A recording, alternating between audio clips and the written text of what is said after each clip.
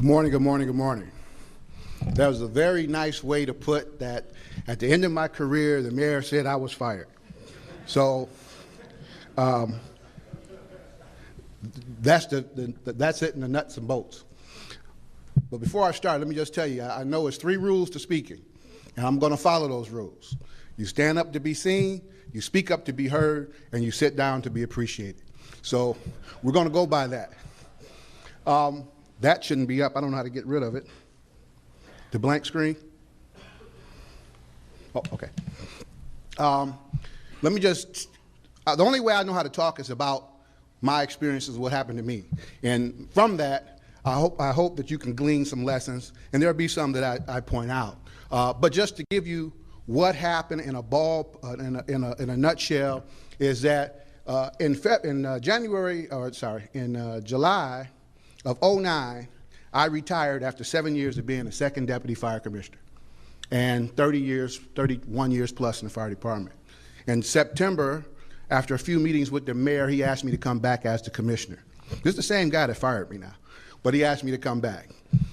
During that year and a half, I went through holy hell from the media to the public that I just never would have believed would have happened. My first fray as the commissioner, one of my not-so-bright officers, and you probably saw this on all the news media, parked a $600,000 fire truck on a railroad track. And what happened? The train came. There I am on TV trying to explain that. Unbeknownst to me, that wasn't a bad experience because they weren't talking about me personally. This was just this guy and how it impacted the fire department, how it impacted the city. And a little out of that, a little bit of positive came from it. One is the citizens of Detroit realized how much these things cost, okay? The impact of losing one, especially when I'm working in a fire department that when I came in as a second deputy had a budget of $200 million.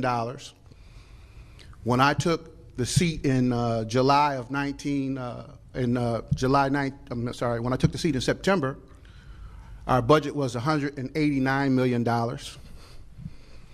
By October, I was down to $175 million with future cuts on the way.